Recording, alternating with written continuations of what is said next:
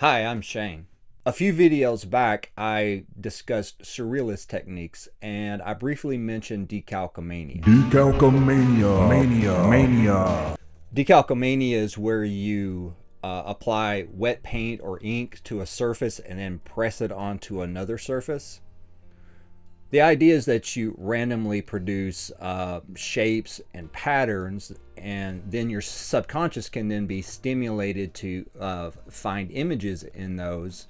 Then you can emphasize what you see to produce a finished drawing or painting. It's a form of automatic art making. Just like frottage, which I also made a video about, you can plan it out to some degree. You can apply paint less randomly. You can choose specific patterned or textured surfaces to attempt to make a specific image. But usually the intent is a more random and unexpected result, which then you can go in and emphasize to make your finished art piece. In these examples, I'm using an oak leaf to imprint patterns on this piece of paper.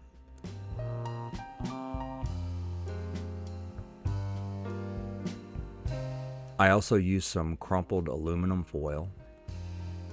But I've always preferred just using a piece of paper or a wooden panel. And doing this gives me two surfaces to draw or paint on later rather than just the one. Usually both will receive the paint differently and the art they generate will be different. Also, you can do it in layers, each having a different color. For the painting I'll make today, I'll be using one of the small wooden panels that I used during the example from my surrealist video.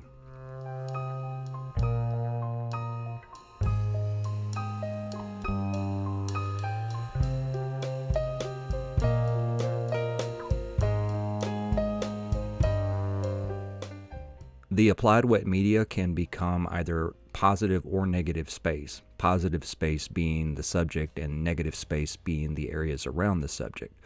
Sometimes with any drawing or painting or whatever art method you're using, focusing on the negative space can make it easier to draw out the positive space. I remember in some of the art classes I took in college, the professors would have us draw or paint the negative space around a subject rather than draw the subject itself. And this can be a good method for determining accuracy in whatever you're trying to draw. You can use just about any surface as a starting point. Plastic, foil, bubble wrap, the flat side of a palette knife, even your own body. When I was a kid, a pretty common art project in elementary school around the Thanksgiving holiday would be to paint your hand and then press it on a piece of paper and then turn the handprint into a turkey.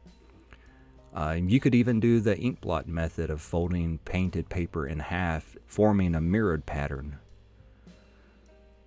Another way is to take something that you've already painted or drawn, maybe an art piece that didn't turn out the way you'd hoped, or even a picture from a magazine, and then press over the top of it, giving you a whole new start. And the original image would then become the background of your new creation. There really are a lot of options with this, and it can be fun to come up with new ways to apply paint and new surfaces to use. Of course, paint and ink will stain, and in some cases it might not come off at all, so be sure that whatever surface you choose, it's something that you don't mind damaging. When you're painting or drawing like this, just let your imagination loose. Don't feel like you have to make it look like any specific thing. I mean, this painting is pure imagination, everything made up.